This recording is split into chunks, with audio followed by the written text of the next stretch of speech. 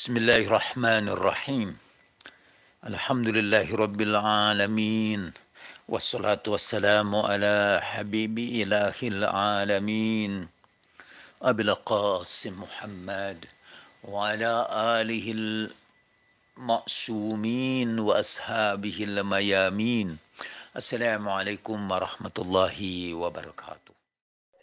Dengan filsafat filosof Amerika yang terkenal, filosof mutakhir ini, Martha Nussbaum. Al-Ghazali dalam kitabnya yang terkenal Ihya Ulumuddin, dan Martha Nussbaum kita ambil dari bukunya Zorns und Vergebung atau Anger and Forgiveness, marah dan pengampunan. Al-Ghazali memulai dari, sebagaimana Nussbaum juga, memulai cerita tentang pengampunan atau forgiveness dengan menghubungkannya pada kemarahan. Artinya kita hanya berkepentingan dengan memaafkan kalau kita marah. Jadi ketika kita dalam posisi marah, kita memerlukan obat untuk menyembuhkan. Marah itu disebut dalam psikologi sebagai toxic emotion. Jadi emosi yang beracun. Kalau Anda marah, Anda bisa membakar segala macam. Kalau Anda marah, Anda bisa membakar rumah Anda, membakar rumah tangga Anda, membakar orang-orang di sekitar Anda, membakar karir Anda, membakar bahkan kehidupan Anda. Istilah membakar ini artinya seperti saudara ketahui adalah kata kiasan, tapi oleh Al-Ghazali dijadikan metafora utama untuk kemarahan. Jadi kata Al-Ghazali, kemarahan sama dengan api. Jadi dia harus dipadamkan kalau sudah bergejolak, atau bahkan api itu harus dipadamkan sebelum dia bergejolak. Yang akan kita bicarakan hari ini adalah sebab-sebab yang menimbulkan kemarahan dalam persepsi Al-Ghazali. Dalam bahasa Arabnya disebut bayan al-asbab al-muhijah atau al-muhayyizah lil ghadab. Bab tentang hal-hal yang menimbulkan kemarahan. Jadi sebelum sampai kepada pemaafan, kita mengurus dulu kemarahan. Sebagaimana metafora marah sebagai api itu juga disampaikan oleh Nabi Shallallahu Alaihi Wasallam. Dan marah itu berasal dari api, kata Rasulullah Shallallahu Alaihi Wasallam. Karena itu kalau kamu marah, padamkanlah dia dengan air. Dalam salah satu hadis disebutkan, kalau kita lagi marah, berwudulah, mengambil air, dan air wudu itu akan sedikitnya meredakan kemarahan. Tapi yang menarik ialah sebagaimana marah terbuat dari api, setan juga terbuat dari api. Pada minggu yang lalu kita berbicara bahwa ketika seorang manusia marah, dia tidak menjadi manusia lagi. Dia berubah menjadi setan. Sekiranya saudara bisa melihat ruh orang-orang di alam malakut sana, sekiranya saudara termasuk orang-orang yang saleh, yang mata batinnya itu sangat tajam, saudara akan melihat orang yang marah itu wajahnya seperti setan. Jadi bentuknya berubah, tidak lagi manusia, dia berubah menjadi setan. Kita pun mungkin secara metaforis mengatakan dia sudah kesetanan ketika dia marah. Jadi, dalam Ihya Ulumuddin, Al-Ghazali bercerita tentang penyebab-penyebab kemarahan sebelum kemarahan itu terjadi. Jadi ada dalam psikologi modern disebut predisposisi. Predisposisi adalah keadaan ketika orang itu siap-siap untuk marah. Jadi predisposisi adalah attitude atau sikap yang mudah mendorong orang untuk marah. Jadi orang itu terbagi dua lah, terbagi tiga seperti kita ceritakan pada minggu yang lalu. Ada yang predisposisinya itu sangat ekstrim, sehingga disentuh sedikit saja dia marah luar biasa. Ada yang predisposisinya sangat lemah, sehingga dirangsang apapun dibikin marah, dia tidak marah. Yang oleh Imam Syafi'i itu disebut keledai. Yang Al-Ghazali menyebut yang baik itu yang tengah-tengah.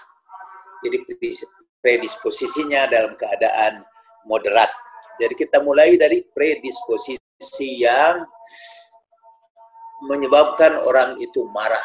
Bisa marah secara ekstrim atau bisa awalnya tidak, tapi kemudian berkembang menjadi sangat ekstrim. Nah, kata Al-Ghazali itu dia mengutip sebuah hadis Nabi Yahya alaihissalam bertanya kepada Nabi Isa. Saudara yang punya Ihya di sampingnya atau di hadapannya, saudara boleh buka. Oh enggak, yang saya baca kebetulan bukan Ihya tapi Syarah Ihya, yaitu Mahajjatul Baydha yang ditulis oleh Al-Kashani. Saudara-saudara yang memerlukan ini juga bisa kita kirim. Nah, pada halaman 304 Nabi Yahya bertanya kepada Nabi Isa. Nabi Isa kan satu zaman dengan Yahya, malah dikirimkan Yahya dahulu sebelum kedatangan Isa.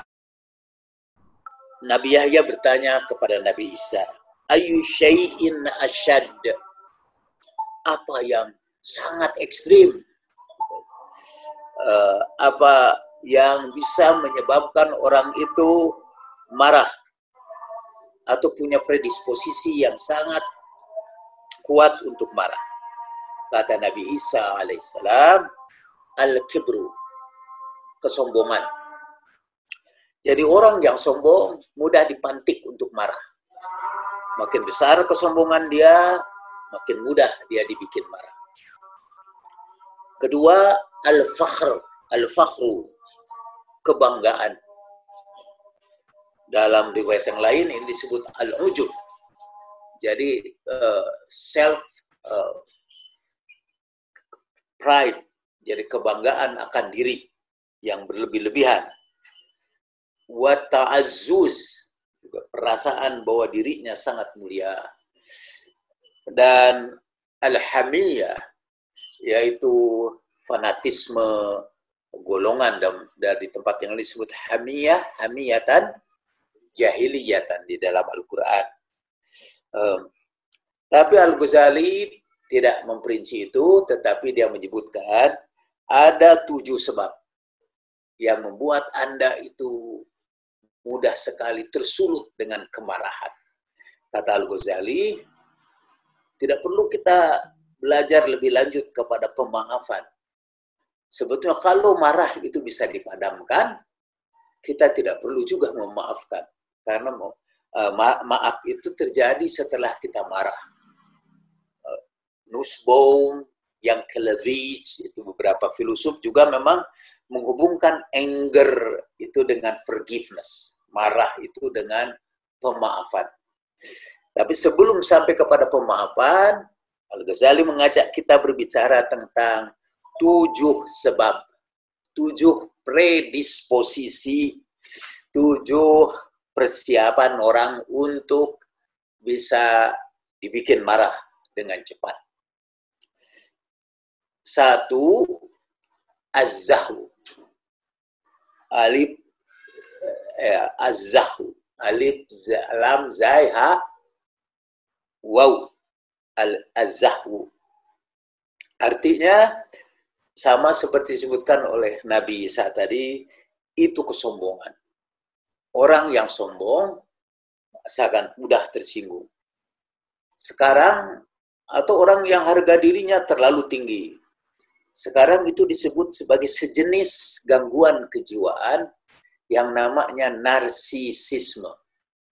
Narsisisme adalah orang yang selfish, mementingkan diri sendiri, merasa dia itu punya hak istimewa, dan inginnya memanipulasi orang lain, menguasai orang lain, merasa diri paling cantik, atau paling pintar, atau paling sukses, paling kaya, dan segala istilah paling-paling itu dalam perasaan. Jadi dia, kata cirinya orang ini yang di dalam bahasa Arab disebut zahu, atau kiber, atau takabur, atau ta'ajjuz, yang nanti oleh Al-Ghazali dibahas bahkan setelah bab ini.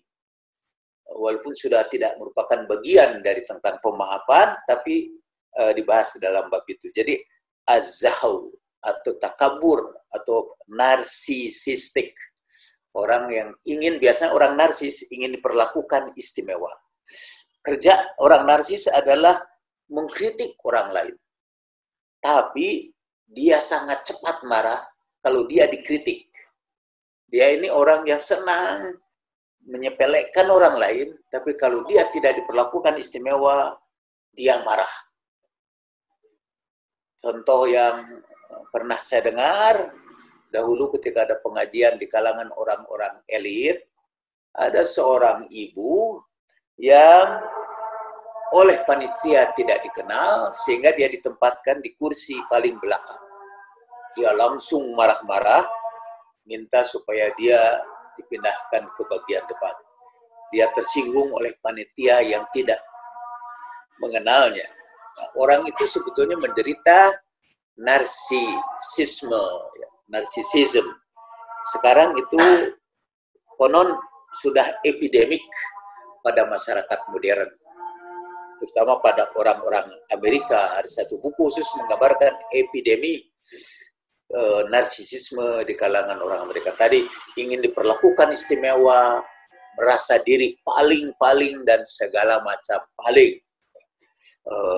Itu orang seperti itu, sedikit aja tidak diperlakukan istimewa, sedikit aja tidak diistimewakan, dia marah, dia tersinggung, dia merasa entitled, kata dalam bahasa Inggris, ada dia merasa paling berhak untuk dihargai orang. Kurang penghargaan saja dia tersinggung. Dalam epidemi ini tidak selalu parah, jadi ada juga orang-orang yang narsisismenya itu rada ringan. Termasuk yang paling ringan ialah orang yang tersinggung kalau gelar-gelarnya tidak dicantumkan di dalam undangan.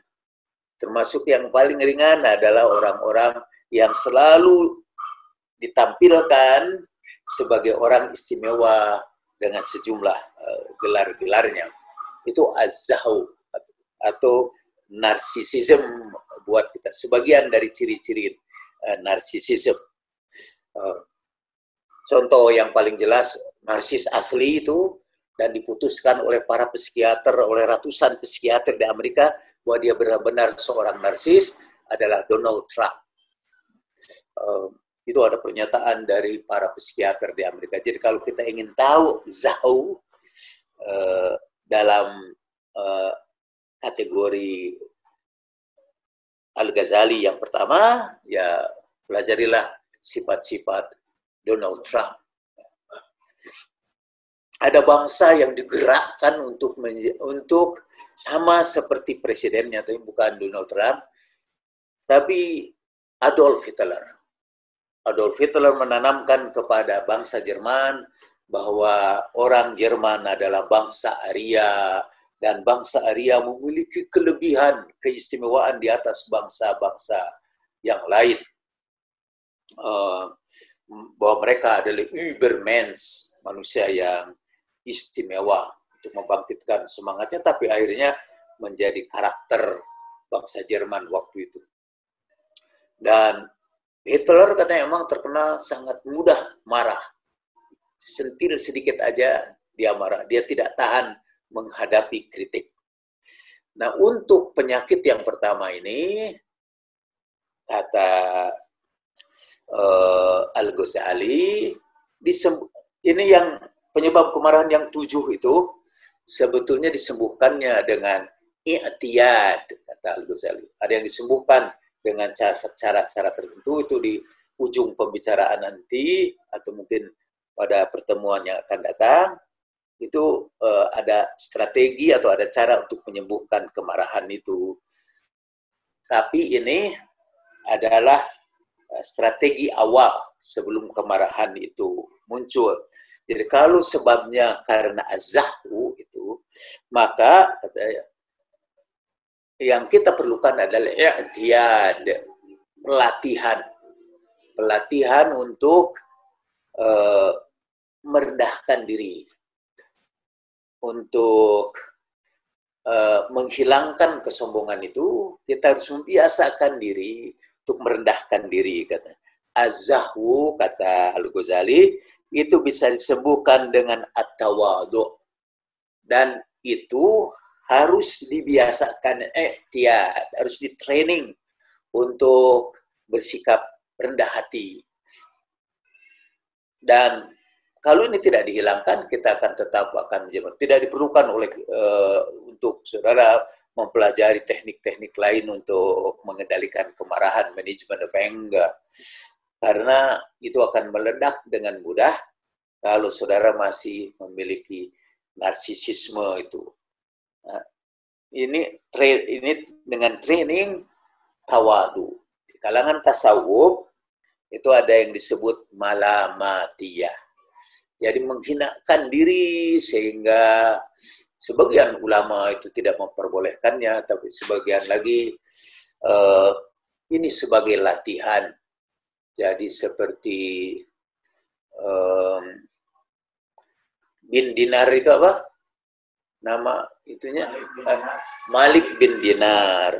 Malik bin Dinar itu ada keturunan raja-raja, tapi dia berusaha untuk berpakaian sangat sederhana, tidak menampakkan kehebatannya, dan karena tidak nampak, dan karena orang pada umumnya judge the book by its cover, nilai buku itu dari jilidnya. Malik bin Dinar, ketika ada orang kehilangan duit di kapal, Malik bin Dinar dituduh sebagai pencuri, karena penampilannya ada penampilan pencuri, dan dia harus dibuang ke laut. Tapi dalam situasi seperti itu, dia dituding mau dibuang ke laut. Konon dia berdoa, dan kemudian bermuncullah ikan-ikan yang membawa dinar di mulut mereka. Sejak itu katanya dikenal sebagai Malik bin Dinar menurut salah satu cerita. Dan dia dituding pencuri hanya karena dia merendahkan dirinya, begitu rupa melatih supaya dia tidak terlalu mengejar kemuliaan atau kemewahan.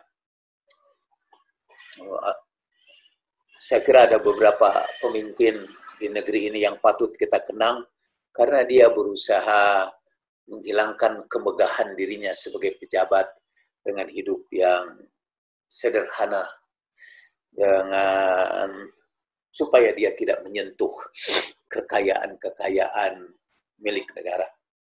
Dahulu tampaknya banyak orang yang seperti itu. Saya mau menyebutkan apa yang disebutkan oleh Gus Dur, tapi takut ditangkap oleh polisi. Jadi kata Gus Dur, sekali lagi ini kata Gus Dur, kemudian dikutip oleh seseorang di mana itu, ada seorang anak muda.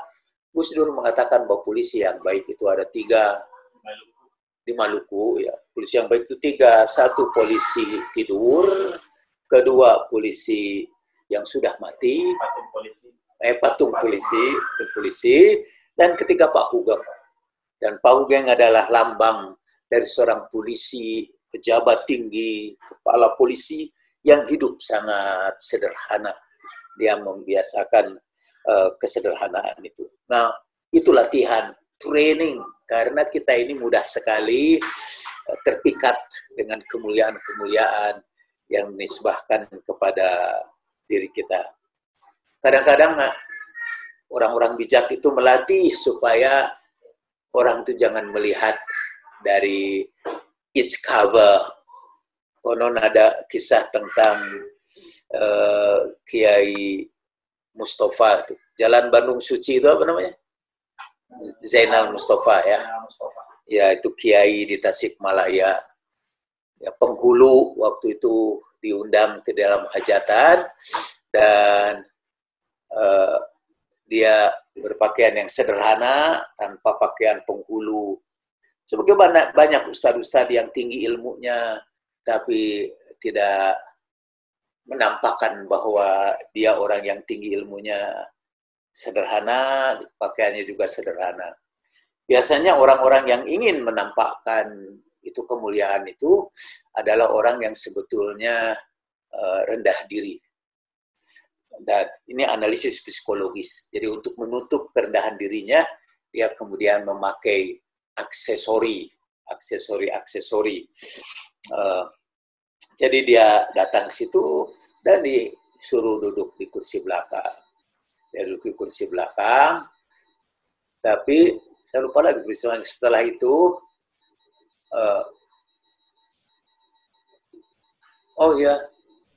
Atau pertama kali dia datang pakai pakaian ini dan dia diterima di bagian depan. Terus ketika dia berpakaian yang sangat sederhana, dia ditolak masuk, lalu dia pulang bawa serban dan banyak, kemudian dia simpan di kursi. Dan setelah itu dia tinggalkan. Karena kata dia ini saya dihormati itu karena serban dan jubah ini. Jadi biarkan serban dan jubah itu yang menikmati hidangan di tempat hajatan itu. Ya, sebetulnya banyak di antara ulama-ulama itu yang menjaga dirinya agar tidak mau dihormati. Begitu keras menjaga dirinya sampai ada yang menolak untuk dicium tangannya karena menghindari penghormatan yang berlebih-lebihan. Katanya ada seseorang ikut ngaji dulu di KUM itu, di tempat-tempat di kuburan itu, di atasnya kuburan para ulama, di atasnya itu orang-orang ngaji, di atas kuburan para ulama itu. Atasnya orang-orang ngaji, dan katanya ada seorang ngaji udah sekitar 10 tahun lebih, lalu diberitakan bahwa Ayatullah Tabatabai, Alamah Tabatabai, penulis tafsir Mizan, baru saja meninggal dunia. Dan dia tanya, yang mana sih Tabatabai itu? Oh, dia sering ikut pengajian di sini ini. Dan selalu di samping Anda. Jadi 10 tahun lebih, dari 10 tahun dia bergaul dengan Tabatabai, tidak pernah tahu bahwa yang di sampingnya itu adalah seorang mufassir. Karena pertama sederhana dan tidak pernah mencampuri atau bertanya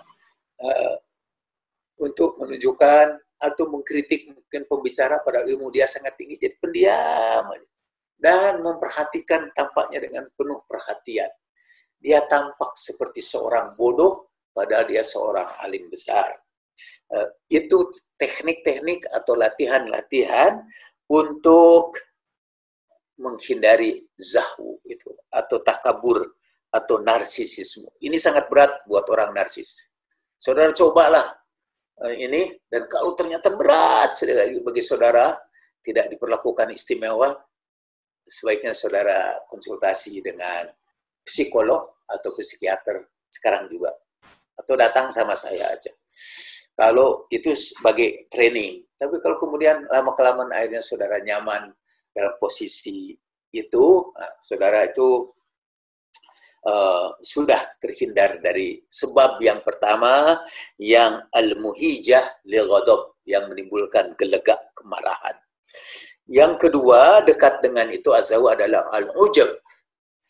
Kalau zahwu itu sama dengan takabur, jadi oleh Nabi Shallallahu Alaihi Wasallam didefinisikan takabur itu sebagai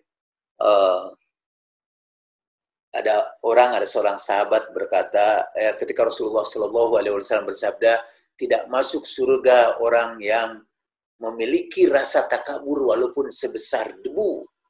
Lalu seorang sahabat berkata, ya Rasulullah, tapi saya senang sekali punya kuda yang bagus, sandal yang bagus. Kata Rasulullah, itu bukan takabur. Takabur itu uh, uh, takabur itu ialah menolak kebenaran atau menolak realitas, wa ghamsun nas, dan menyakiti manusia.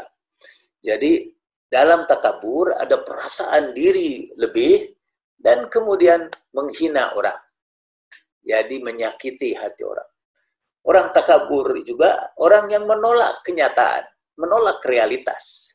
Misalnya orang narsis merasa memiliki kelebihan-kelebihan dan setiap kali gagal dia menyalahkan kegagalan itu kepada orang lain karena menganggap dirinya itu orang yang istimewa, orang yang selalu benar.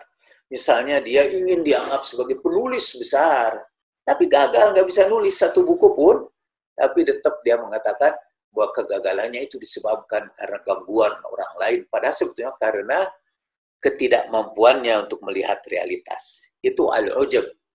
Jadi takabur yang pertama, yang kedua al-ujub, yang nanti dibahas oleh Al-Ghazali pada bagian berikutnya. Kita tidak akan membahas itu karena di luar forgiveness yang kita bicarakan.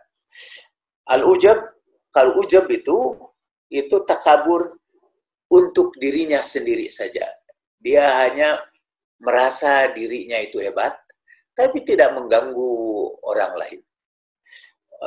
Cuma dia merasa hebat aja. Contoh orang takabur ialah hadis yang diriwayatkan oleh Ahmad, oleh Imam Ahmad bin Hambal di dalam musnadnya. Jadi dikisahkan satu saat para sahabat bercerita kepada Nabi Shallallahu Alaihi Wasallam tentang seorang sahabat lain yang sholatnya itu luar biasa khusyuknya. Husnal hayati yusolli. Bagus sekali sholatnya itu. Tapi Nabi Shallallahu Alaihi Wasallam tampaknya tidak mengetahuinya. Jadi sahabat mengulang-ulang lagi, Nabi tidak memberikan komentar. Hadis ini untuk saudara ketahui, ada juga di dalam Ihya Ulumuddin, masih dalam bagian pada kitab Afatul Ghadab wal Hikdi wal Hasadi. Itu ada juga di situ, saudara bisa baca di situ. Jadi sahabat itu dipuji, sholatnya bagus, luar biasa. Tapi kemudian ketika membicarakan itu, tiba-tiba orang itu muncul. Ya Rasulullah, ini dia yang kami bicarakan. Lalu Rasulullah berkata, inni la ra'aitu saf'atan minasyaf'atas syaitani fi wajhi. Aku melihat ada sentuhan setan di wajahnya. Kalau dalam terjemahan Ihya dalam bahasa Indonesia, kalau saya tidak salah, aku lihat ada tanda hitam di wajahnya karena sentuhan setan. Ada juga yang menyebutkannya karena tempelengan setan. Tapi saya kira itu tidak tepat. Kalau ditempeleng artinya setannya tidak suka, tapi kayaknya setannya suka. Kulihat ada sentuhan setan di muka. Kemudian dia duduk dan Rasulullah Shallallahu Alaihi Wasallam menegurnya, unshidukallah, aku minta engkau bersumpah atas nama Allah. Betulkah bahwa ketika engkau berada di satu majelis, engkau merasa bahwa engkaulah yang paling soleh, bahwa engkaulah yang paling benar, bahwa kamulah yang paling baik di tengah-tengah orang yang berkumpul di situ itu. Kata dia, Allahumma na'am. Ya, memang benar, karena saya begitu. Nah itu namanya ujub. Kemudian Nabi Shallallahu Alaihi Wasallam bersabda, dan setelah itu duduk situ sebentar aja, dia pergi ke masjid untuk sholat. Rasulullah berkata, man yaqtulu rajula, siapa yang bunuh orang ini, kata Rasulullah. Kemudian orang itu kata Abu Bakar, saya ya Rasulullah. Abu Bakar pergi, tetapi dia kembali tanpa berbuat apa-apa. Kata Abu Bakar, Ya Rasulullah, saya lihat dia sedang ruku dan bagus sekali rukunya. Bukankah kau melarang kita membunuh orang yang sholat? Gitu. Nabi masih berkata, man yaqtulur rajula, siapa yang bunuh orang itu? Lalu Umar berkata, saya ya Rasulullah. Untuk membuat cerita ini lebih pendek, surah baca aja dalam hadisnya. Lalu Umar berangkat dan kembali lagi. Saya nggak mungkin membunuhnya ya Rasulullah. Dia sedang sujud mutakhasyian dan sujudnya itu khusyuk banget. Saya nggak berani membunuhnya. Lalu kata Ali, Rasul berkata, man yaqtulur rajula. Saya, kata Ali. Lalu Ali berangkat. Dan Ali kembali tanpa dengan pedang yang masih juga bersih. Kata Ali, dia sudah tidak berada di masjid itu. Dan Rasulullah berkata, sekiranya kau bunuh dia, tidak akan pecah umatku sesudah ini. Cerita ini bisa jadi sebuah alegori. Kalau alegori, artinya jangan saudara artikan bahwa kalau ada orang sholatnya khusyuk, kita bunuh. Karena ada perintah dari Rasulullah SAW. Alegori adalah sebuah cerita kiasan. Kata Nabi Isa alaihissalam, di dalam Injil banyak mengajar orang melalui cerita-cerita alegoris.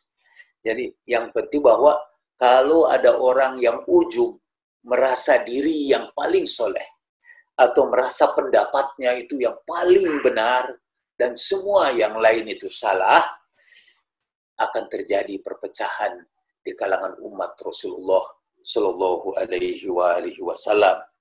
Ada di antara yang merusak agama di dalam hadis yang lain, satu itu orang jahil yang memberikan fatwa. Jadi kalau ada orang jahil, orang bodoh tidak ngerti agama, tapi kasih fatwa.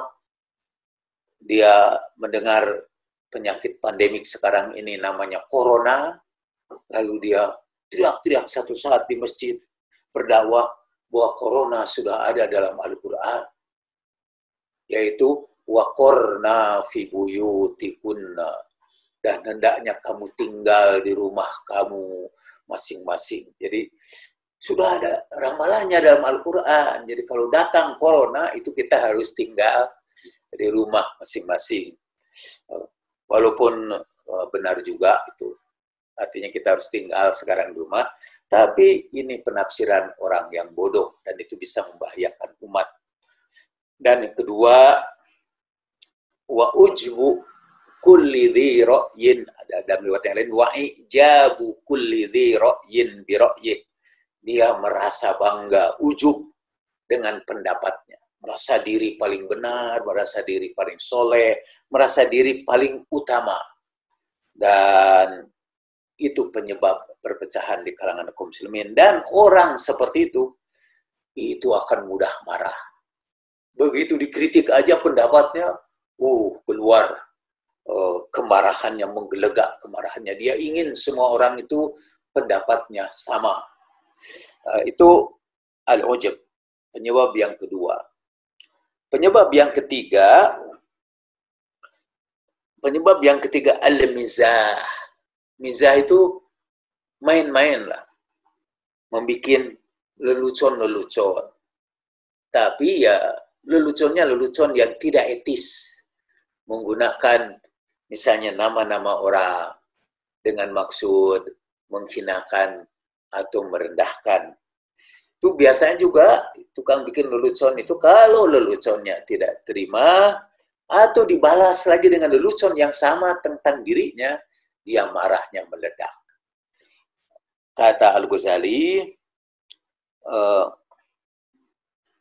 mizah itu sebenarnya yang tadi yang ke-1, kedua, ketiga, mizah atau lelucon, itu gabungnya dengan mizah itu lawan dari mizah adalah menggunakan waktu banyak untuk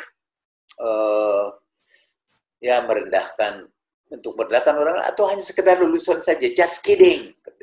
Tapi just kidding-nya itu menyebabkan orang sakit hati. Nah, itu orangnya. Satu lagi kaitannya dengan itu, jadi yang keempat, al-hazl. Lawan dari hazl adalah serius. Jadi jid dalam bahasa Arab. Jiddan, tujad, biljad. Nah, mizah dan hazl itu bisa diatasi, bisa disembuhkan dengan menyibukkan diri untuk hal-hal yang serius. Jadi, bitasahul bil muhimmatid diniyah. Sibukkan diri kita tidak dalam main-main, tetapi di dalam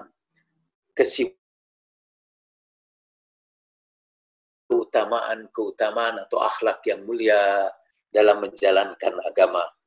Jadi kedua-duanya itu memang dengan tasahul fitolabil fadail, menyibukkan diri untuk melakukan hal-hal yang mulia. Saya dahulu pernah menulis tentang strategi setan untuk menyesatkan orang. Salah satunya diantaranya ialah menyibukkan kita dalam hal-hal yang mubah. Mubah itu artinya boleh. Bikin lelucon sekali-kali juga boleh. As-sa'at, kata sa'atan, fasa'atan, kata Nabi Sallallahu Alaihi Wasallam. Sekali-kali kita perlu bikin lelucon. Tapi kalau lelucon itu menjadi perhatian kita yang utama, dan leluconnya itu adalah, saya tidak mau menyebut black jokes, tapi itu juga sangat rasis. Tapi itu artinya jokes yang sangat tidak etis ditujukan kepada orang lain. Kadang-kadang ada komedian yang memanfaatkan cacat orang lain untuk bahan untuk bahan pembicaraannya. Terus dan jadi yang keempat al-hazl. Yang kelima itu al-haz'u dalam bahasa Arab. Kebiasaan mencemooh, mengejek, ya, mencemooh orang-orang. Jadi ada orang-orang tertentu yang kata-katanya itu kalau kita dekat dengan dia, itu tajam semua. Menyakitkan hati orang yang mendengarnya. Dia, ada orang dalam satu acara, itu kerjanya mengomentari semua orang yang hadir dalam acara itu dalam hal kejelekannya. Datang seorang perempuan, gimana itu pakai kerudung? Kok kerudungnya begitu? Kok nggak belajar kerudung syar'i? Ada juga yang pakai kerudung syar'i, dikritik juga oleh dia. Kerudung syar'i, tapi itu berlebih-lebihan. Udah aja bikin jubah sekalian. Dan semua. Jadi semua orang dikritik habis-habisan. Dengan kata-kata yang menyakitkan hati. Dahulu di zaman Rasulullah Sallallahu Alaihi Wasallam, ada seorang perempuan yang kalau kata Jalaluddin Rumi, itu dia mirip tanaman berduri yang dia tanam. Tanaman berduri yang tumbuh di tengah-tengah jalan. Jadi setiap orang yang lewat ke situ kena durinya. Itu orang-orang yang kerjanya itu menyakitkan hati orang dengan mulutnya. Kalau di dalam hadis Nabi Sallallahu Alaihi Wasallam, ajaibnya itu orang yang suka menyakiti orang itu juga mudah sakit hati kalau dikritik oleh orang lain. Orang yang bertanam duri di pinggir jalan yang membuat orang-orang yang lewat itu juga kesakitan. Kalau kata Rumi, bawalah kampak Ali, kata Rumi. Dan pangkaslah itu duri-duri itu sebelum dia tumbuh besar dan kamu tidak sanggup lagi memangkasnya. Artinya ini kebiasaan menyakiti orang yang dalam bahasa Arab al-haj'u an idza'in bitakarrumi an idza'in nas. Jadi kebiasaan untuk menyakiti itu orang. Saya kembali lagi kepada perempuan itu, ada yang lidahnya itu sangat tajam. Satu saat lihat Rasulullah Sallallahu Alaihi Wasallam lagi duduk di sebuah tanah yang rada tinggi, dia duduk di atas tanah, beliau duduk di atas tanah, di hadapannya ada beberapa butir korma, beliau menikmati butir korma itu. Perempuan itu lewat, lalu silakan makan, kata Rasulullah. Kata perempuan itu, aku mau makan, tapi kurma yang sudah engkau kunyah. Rasulullah berikan kurmanya yang sudah dikunyah dan diberikan kepadanya. kemudian dia dengan senang pergi. Dan dalam hadis disebutkan, setelah itu perempuan itu tidak pernah lagi menyakiti hati orang dengan lidahnya. Berkah kunyahan kurma dari Rasulullah Shallallahu Alaihi Wasallam. Ini biasanya jadi dalil tentang tabaruk, tapi hari ini kita bukan membicarakan tentang tabaruk. Bahwa ada orang yang emang kebiasaannya itu menyakiti hati manusia dengan lidahnya. Itu nomor 5. Nomor 6, at-ta'yir. Ta'yir itu dari kata ayyaro, yu'ayyiru ta'yiro. Dari kata aro, yang nanti ada aurat, ada kata-kata masdarnya, bisa air, artinya mempermalukan, humiliating people. Jadi mempermalukan orang, senang membuat orang itu malu di hadapan orang banyak. Apalagi karena kesalahannya atau karena dosa-dosanya. Rasulullah Shallallahu Alaihi Wasallam bersabda, "Man ayyarul muslima," atau riwayat lain mukmina, "man ayyarul mu'mina bidanbih lam yamut hatta ya'malah." Kalau orang mempermalukan orang lain karena dosa-dosanya, dia tidak bakal mati kecuali dia mengalami dosa yang dipermalukan orang itu dengannya. Yaitu man ayyarul mu'mina bidanbih lam yamut hatta ya'malah. Nah, ta'yir, orang yang suka mempermalukan juga, kalau dia dipermalukan, dia mudah marah. Inginnya dia aja yang mempermalukan orang, dan orang lain tidak boleh mempermalukan dia karena kesalahan sedikit pun. Yang terakhir, dari sebab-sebab yang menimbulkan kemarahan, predisposisi tadi saya sebut, atau watak persiapan di dalam diri seseorang yang bisa meledak menjadi kemarahan, adalah siddatul hirs, kerakusan yang berlebih-lebihan. Al-Ghazali sebelumnya menyebutkan ada 3 juga itu yang bisa bikin kita marah, yaitu keinginan-keinginan, atau dalam teori Stoa, teori Epikurus, 1 keinginan untuk memiliki keperluan-keperluan pokok yang tidak bisa kita hindarkan. Itu ya kata Epikurus, naturalistik dan necessary. Jadi itu alamiah dan memang diperlukan, seperti akan makan, minum. Yang kedua itu sebetulnya naturalistik tapi tidak diperlukan, tidak doruri dalam kata Al-Ghazali. Artinya seperti keinginan makan yang lezat. Sebenarnya kita masih tetap hidup dengan makanan yang tidak terlalu lezat. Keinginan akan rumah yang besar, sebetulnya kita cukup saja dengan rumah yang sederhana. Keinginan-keinginan itu kalau tidak bisa tercapai atau ada orang yang menghalanginya dan tidak bisa mencapainya, dia bisa marah. Dan yang bikin marahnya adalah keinginan yang berlebihan. Dalam bahasa Arabnya disebut siddatul hars. Siddatul hars atau siddatul hars dengan sod. Jadi keinginan yang berlebihan. Kata Al-Ghazali, wa amma siddatul hirs. Tadi saya belum menyebutkan. Kalau at-ta'yir gimana obatnya? At-ta'yir obatnya. Kalau yang al-haz'i obatnya ialah ya berhati-hati aja dalam bicara. Jangan sampai pembicaraan kita menyakiti hati orang lain. Saya masih menulis sebuah buku yang sekarang tidak kunjung selesai karena terganggu lagi oleh keinginan di buku yang lain, yaitu komunikasi empatik. Betapa seringnya kita dalam berkomunikasi tidak memperhatikan perasaan orang lain dari komunikasi kita, padahal kita bisa memilih kata-kata yang lebih empatis dari kata-kata yang sekedar mengumpulkan amunisi kemarahan kita. Lawan dari komunikasi empatis adalah komunikasi marah itu. Kalau orang sedang marah, itu komunikasinya ada komunikasi yang violent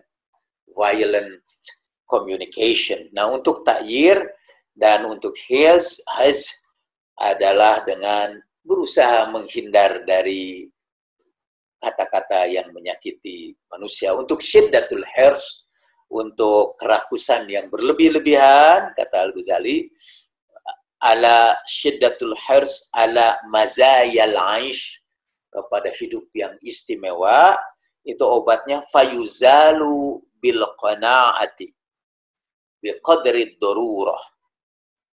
Jadi dihilangkan dengan merasa cukup bahagia dengan apa yang ada, merasa bahagia dengan apa yang ada. Oke. Itu 7 hal. Al-asbab al-muhijah atau muhayyijah lil ghadab, yang menyebabkan terjadinya kemarahan. Kita belum sampai kepada bab tentang itu tadi, kalau marah itu belum datang.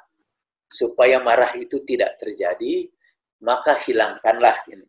Kemarahan kita akan berkurang kalau saudara menghindari sifat-sifat yang itu tadi di dalam hati.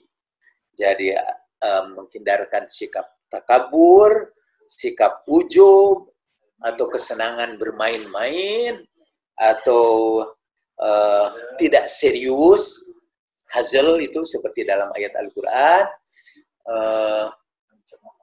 Ya, hazal itu apa? Ada ayat yang saya hafal itu. Sebetulnya ayatnya itu wasama wa tariq wa ma huwa bil haz innahum yakiduna kaida wa akidu kaida. Jadi hazal itu adalah biasanya yakiduna kaida. Jadi menipu orang lain dan senang. Mungkin ada kata-katanya yang itu yang pas sekarang ini, ngerjain.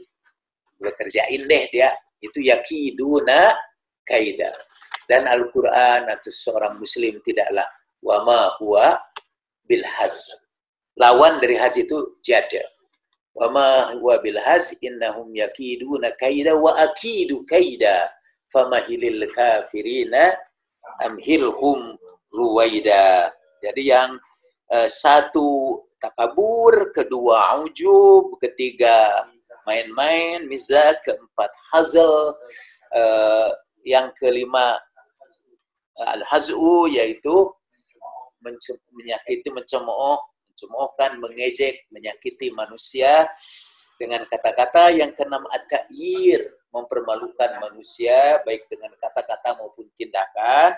Yang ketujuh adalah kerakusan akan hal-hal yang sebetulnya tidak diperlukan, yang ghairu daruri, dan itu bisa marahnya meledak, padahal hal-hal yang dia inginkan itu sebetulnya bisa ditinggalkan juga.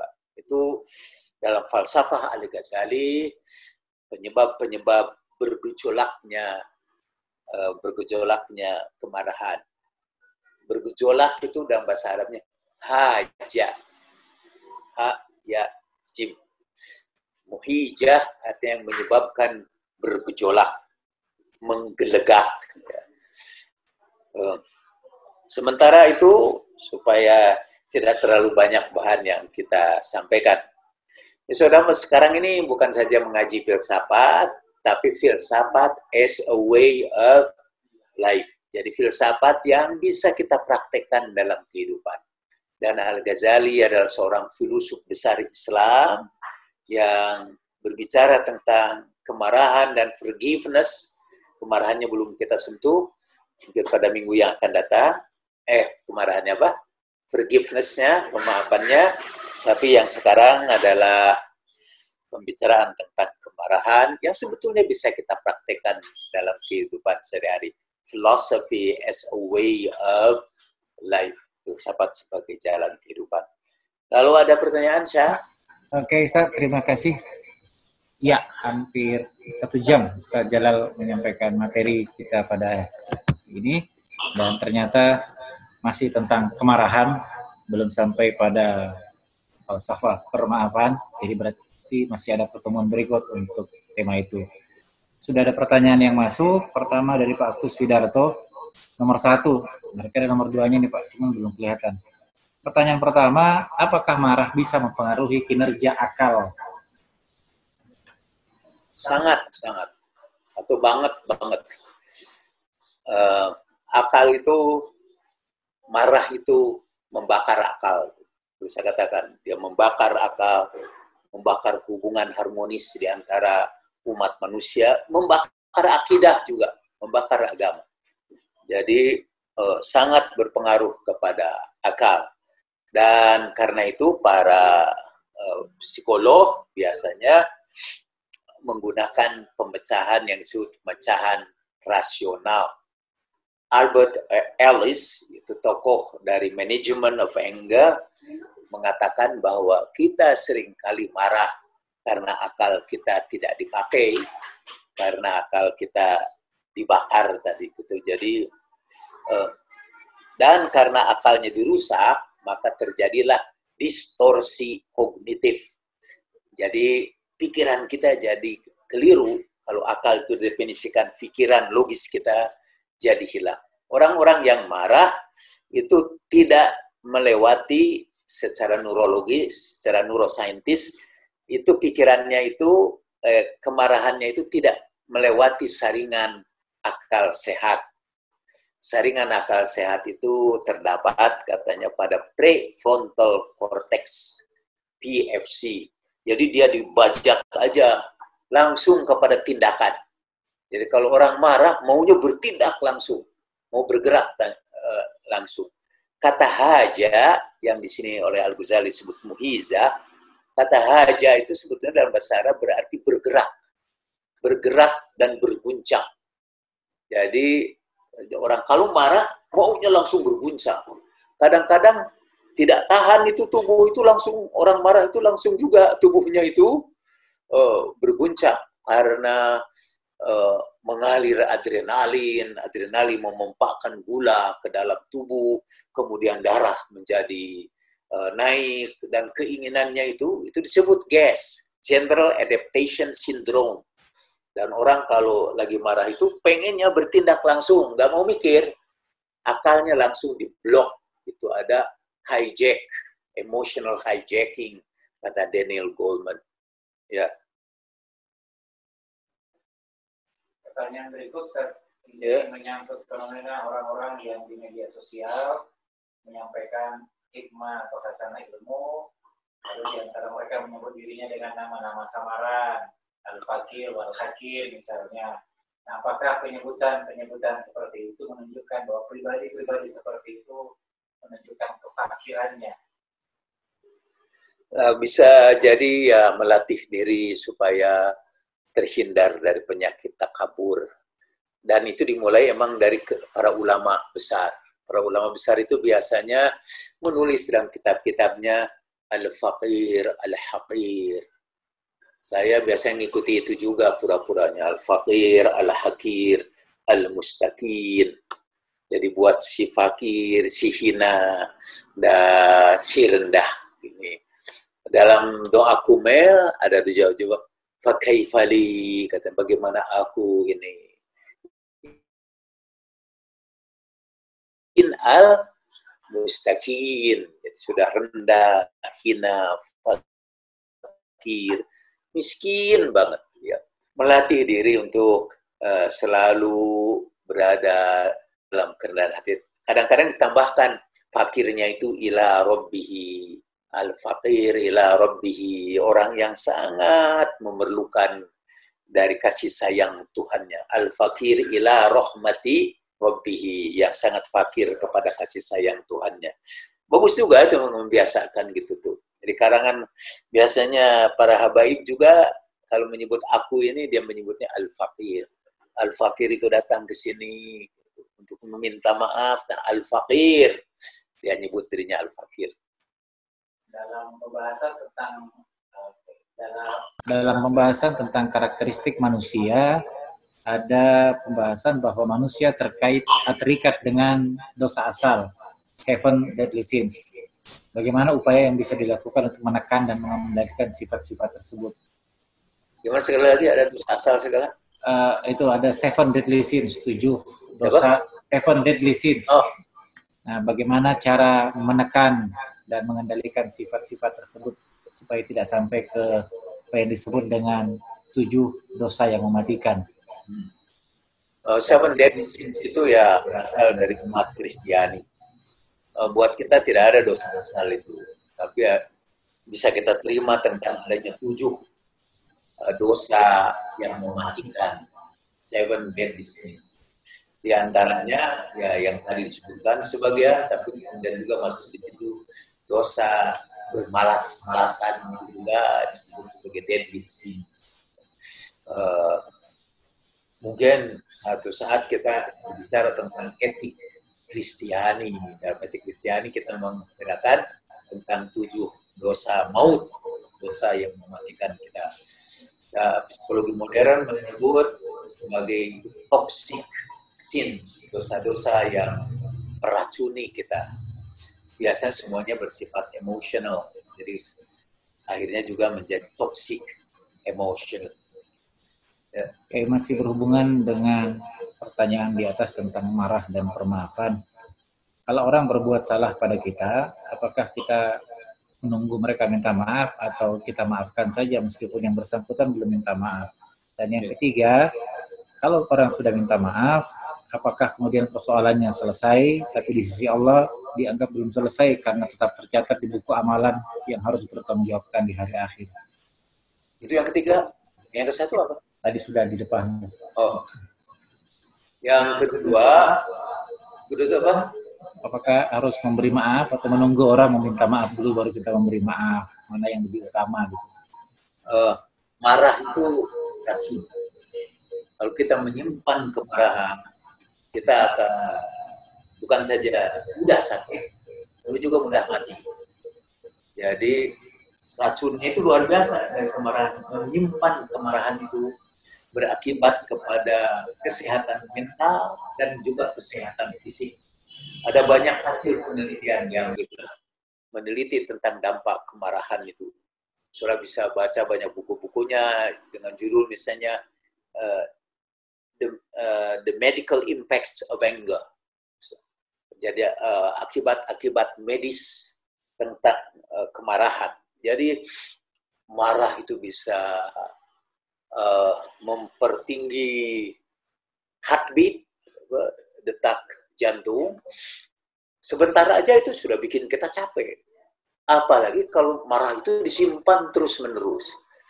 Dan marah itu, kata itu, memang diciptakan Allah Subhanahu wa Ta'ala. Kalau menurut orang beragama, kalau yang tidak beragama, marah itu dihasilkan dari proses evolusi.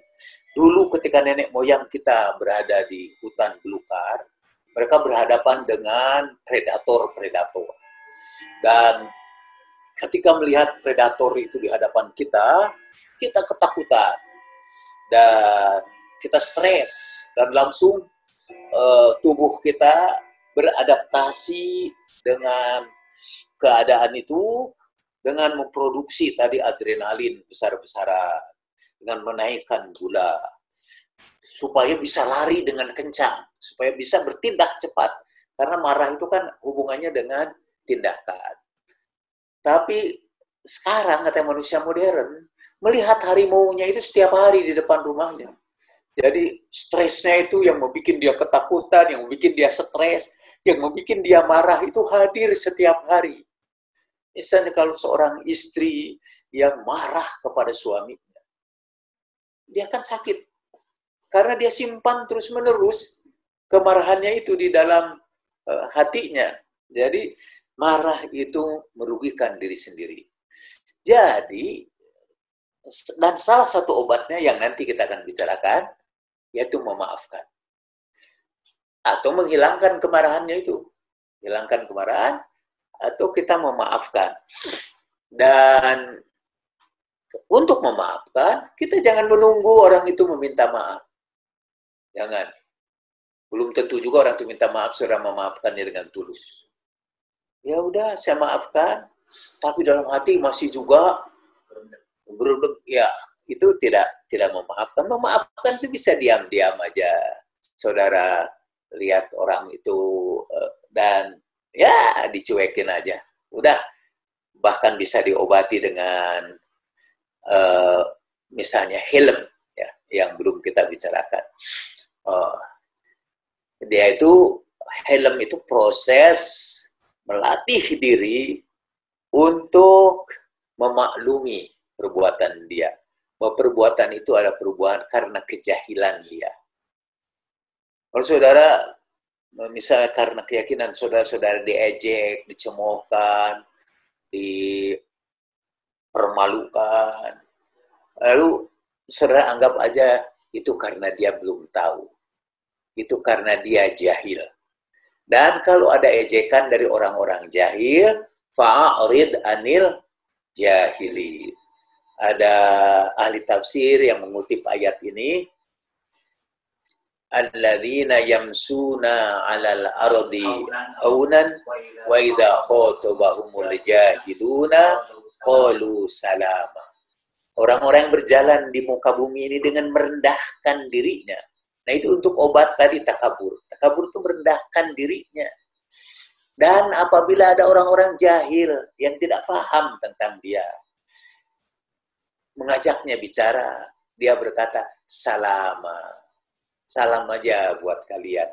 Itu katanya hilm. Jadi yang pertama itu tawadu. Alladzina yamshuna 'alal ardi hauna. Hauna itu artinya tawadu. Dan wa idza khatabahumul jahiluna qalu salama. Itu saya juga pernah diejek cemoohan, luar biasa lah. Tapi saya tahu dia orang bodoh, nggak ngerti apa-apa. Lalu ya saya jawab aja, salam. Nggak ngerti juga salam ini. Tok-tok aja gitu, salama, salama. Jadi cukup aja salama, salam. Jangan ngomong yang macam-macam. Karena nanti akan menggelegak kemarahan kita. Dia marah, kita juga marah. Dan komunikasi kita berantakan. Dan bakal dalam suasana kemarahan itu, kita berdiskusi dengan akal sehat. Jadi, salam. Apakah dosa atau kesalahan yang sudah dimaafkan masih tetap tercatat di sisi Allah dan akan dimintai pertanggungjawabannya kelak di hari akhir? Betul.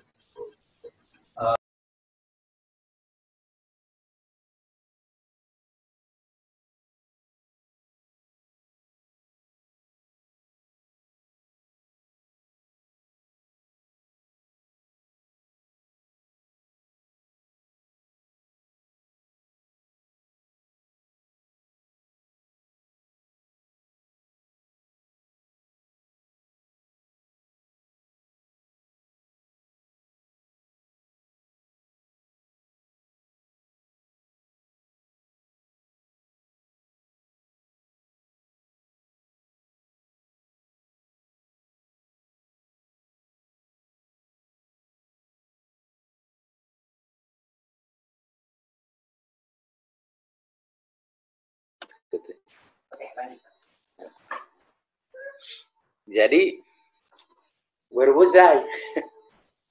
Tadi kita bicara, jadi orang yang dizalimi dengan orang yang zalim itu, orang menzalimi, orang yang dizalimi mengadukan orang zalim ini ke hadapan Allah Subhanahu wa taala. Dengan lalu kata Allah Subhanahu wa taala, ambil seluruh kebaikan dari orang yang zalim itu. Ambil seluruh kebaikannya. Pindahkan ke pertimbangan amal kamu. Tapi orang itu berkata, kemudian tidak ada kebaikannya emang si zolim itu. Tidak ada kebaikannya. Hanya berbuat zolim aja kebaikannya. Lalu tidak bisa dipindahkanlah kebaikannya. Kemudian Allah Subhanahu wa taala memperlihatkan kepada orang yang terzalimi itu keindahan surga dengan segala yang ada dalam isinya. Kemudian orang itu bertanya, ini saya kirim. Jadi ada penjelasan dari Ustadz lah. Nggak tahu hadisnya dari mana. Saya juga cari-cari hadisnya itu cuma benar sepotong. Yaitu bahwa orang yang zalim akan diambil amal solehnya untuk dipindahkan kepada orang yang terzalimi. Jadi itu benarlah, tapi sambungan dari ini tidak ada. Sambungannya itu berbunyi, ya setelah itu diperlihatkan surga. Lalu orang itu tanya, ya Allah, untuk siapa itu surga itu? Untuk orang yang memaafkan. Lalu dimaafkan, dan akhirnya keduanya masuk surga. Ini hadis ini kalau kita menggunakan akal sehat, tidak sedang marah saya ini. Kalau tidak menggunakan akal sehat, ini sudah masuk akal. Saya tidak membayangkan bagaimana para imam yang dizalimi. Misalnya Imam Ali masuk ke surga bersama Muawiyah. Karena Imam Ali memaafkan. Di sana, di alam akhir sana tidak ada pemaafan. Pemaafan itu hanya terjadi di dunia ini. Kita boleh memaafkan di dunia ini. Boleh juga tidak menerapkan hukuman di dunia ini. Tapi di hari akhirat, Allah akan tegakkan aturan itu dengan adil. Jadi kalau kita memaafkan di dunia ini, Allah berikan kepada kita pahala di hari akhir.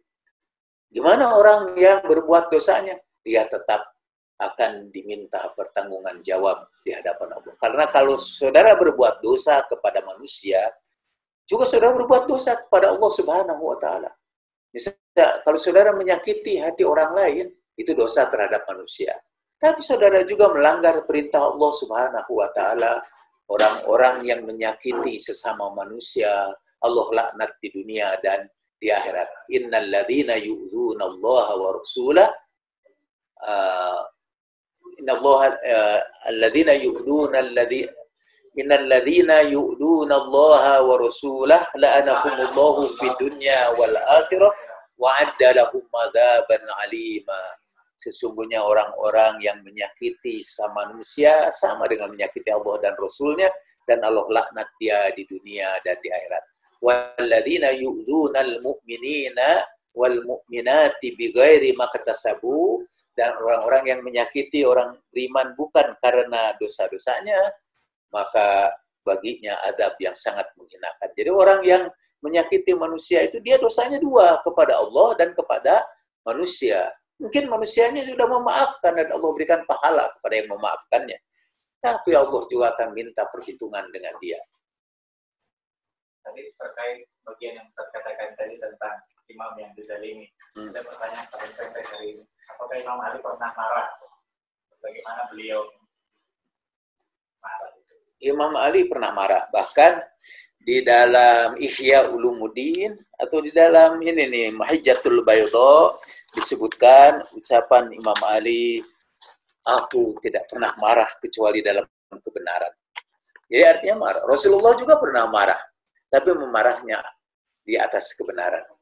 Pernah orang itu hadis orang-orang itu, kalau nggak salah Abdullah bin Amr bin Al-As, kerjanya itu menulis hadis dari Nabi. Ditegur oleh orang-orang Quraisy. Kamu catat dia. Segala yang diomongkan dia, padahal dia pernah, mungkin dalam keadaan marah, mungkin dalam keadaan ridho. Dia datang, ya Rasulullah, kami dilarang untuk mencatat engkau, mencatat ucapan-ucapanmu, kata Rasulullah. Catatlah. Karena tidak keluar dari mulutku kecuali kebenaran, walaupun dalam keadaan marah. Baik dalam marah maupun dalam ridho, aku tetap. Jadi Rasulullah juga pernah marah dan kita berlindung dari kemurkaan Rasulullah Sallallahu Alaihi Wasallam. Saya sebenarnya ingin membacakan beberapa hadis tentang kemurkaan Rasulullah Sallallahu Alaihi Wasallam. Tapi karena ini berkaitan dengan siapa yang dimurkai oleh Nabi, ya, untuk tidak membuat saudara-saudara murka kepada saya tidak kutipkan di sini. Ada orang-orang yang dimurkai juga oleh atau dimarahi oleh Imam Ali, dan itu juga karena berkaitan dengan siapa yang dimurkai. Tapi saya ingin mengutip ini dari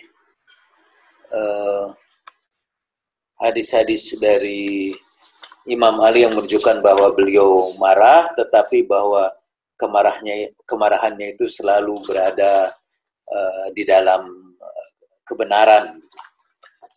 Itu artinya, dan kebanyakannya marah beliau itu ditutup dengan ampunan atau pemaafan. Dari Imam Ali juga diriwayatkan hadis bahwa sedekah yang terbesar ialah memberikan maaf pada saat kamu mampu membalas dendam. Jadi kalau kamu mau meledakkan kemarahan, lalu kamu berkuasa, al-qudrah, kamu mampu sebetulnya membalas orang yang menyakiti kamu itu, tapi kemampuan itu kemudian dihapuskan, kemampuan itu tidak dia pergunakan, dia maafkan orang-orangnya, dan itu adalah sedekah yang terbesar. Katanya sedekah bagi para pemenang dalam pertempuran ialah memaafkan orang yang dimenanginya. Mungkin marah dalam kebenaran itu yang disebut Al-Ghazali marah yang i'tidal, Ustaz. Marah yang tidak tafrid dan ifrat. Marah yang tidak? Marah dalam kebenaran itu, para imam tadi kan marahnya dalam kebenaran. Mungkin marah seperti itu yang dimaksud marah yang i'tidal, tidak tafrid dan ifrat. Iya, betul.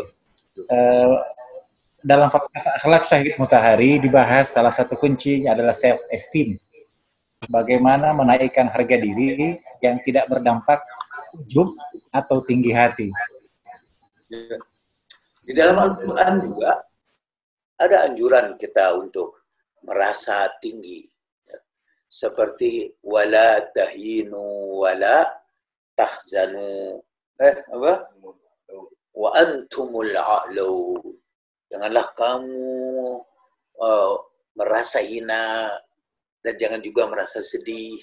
Itu ketika berhadapan dengan kesombongan orang-orang kafir, dalam tanda petik, orang-orang kafir, orang-orang musyrik, atau orang-orang yang menghina orang-orang Islam. Kamu jangan merasa terhina karena omongan mereka. Kamu sebetulnya lebih tinggi dari mereka. Tapi lebih tinggi di sini itu dalam perbandingan. Maksud saya, kalau itu fakta, karena tadi itu perasaan diri lebih tinggi, kadang-kadang berdasarkan imajinasi, berdasarkan takhayul, dengan berdasarkan mitos-mitos yang dia percayai. Tapi ketika Al-Quran mengatakan dalam hal keimanan kamu kepada Allah Subhanahu wa Ta'ala, kamu itu lebih tinggi. Dalam hal kemuliaan kamu di hadapan Allah, kamu itu lebih tinggi dibandingkan dengan mereka. Jadi lebih tinggi itu dalam satu perbandingan. Kalau saya mengatakan begini, misalnya, tapi berdasarkan fakta, dalam bahasa Inggris, dalam menggunakan bahasa Inggris, saya lebih pinter dari Ustadz Miftah. Itu tidak sombong itu. Itu saya sering mengatakan, kalau bunga ros itu mengatakan bahwa dia merah, itu bukan sombong, itu fakta. Tapi kalau juga bunga ros itu kita katakan penuh duri, itu bukan penghinaan. Itu adalah fakta. Saya kira kita bisa membedakan itu di antara dua hal. Terutama sombong yang tidak dibenarkan itu ialah merasa sombong di hadapan manusia, padahal sebetulnya rendah di hadapan Allah Subhanahu wa Ta'ala. Sampai ada doa, ya Allah, rendahkanlah aku dalam pandangan umat manusia gitu ya, di hadapan manusia, tetapi tinggi di hadiratmu. Ada doanya itu, di antara doa-doa Ahlul Bait. Nanti kita juga akan ketemu beberapa doa itu. Di antara riwayat Ahlul Bait, salamullahi alaihim, min ahabbis sabili ilallahi ta'ala jur'atani, jur'ata ghaidhin tarudduha bihilmin wa jur'ata musibatin tarudduha bisabrin. Saya menerjemahkan jur'ah itu sebagai semprotan atau ledakan. Jur'ah. Saya menerjemahkannya jalan kepada Allah yang paling dicintai dia adalah dua ledakan. Satu, ledakan kemarahan yang engkau tolak dengan hilm, dan kedua, ledakan musibah yang engkau tolak dengan sabar. Itu jur'atan. Nanti kita akan bicarakan banyak hadis tentang hilm dan azimil ghaib pada pertemuan yang akan datang. Tadi saya tawarkan juga ini satu doa dari Rasulullah Shallallahu Alaihi Wasallam. dari hadis sebagaimana tercantum dalam Al-Jami' Shaghir. Rasulullah Shallallahu Alaihi Wasallam bersabda, berdoa, Allahumma aghnini bil ilmi wa zayyini bil hilmi wa akrimni bit taqwa wa jammilni bil afiyah. Ya Allah, kayakan aku dengan pengetahuan dan hiaskan kepribadianku dengan kesantunan dan muliakan aku dengan ketakwaan dan indahkan aku dengan keselamatan atau kesejahteraan. Ya. 5 menit lagi ada satu pertanyaan dari 7 predisposisi yang Ustaz sebutkan tadi bisa membuat orang marah. Tidak disebutkan di situ ego, tapi sepertinya ada yang terkait dengan ego. Ego kita bisa membuat orang lain marah. Bagaimana cara kita melawan ego? Ya. Semua itu takabur, itu adalah egoisme. Ujub itu adalah egoisme. Egoisme adalah keyakinan bahwa aku adalah makhluk istimewa. Jadi aku lebih mulia dari orang sekitarku. Dan yang harus aku rebut adalah kepentinganku, keinginanku. Sampai di antara obat itu, egoisme yang disarankan oleh Al-Ghazali, ketika kita misalnya marah, sebetulnya ada 2 keinginan yang bertabrakan. Keinginan kita dan keinginan Allah Subhanahu wa Ta'ala. Yang terjadi itu sudah Allah kehendaki. Idza arada syai'an ayyaqula kun fayakun. Itu kehendak Allah. Lalu kita marah. Padahal itu sudah terjadi, itu kehendak Allah.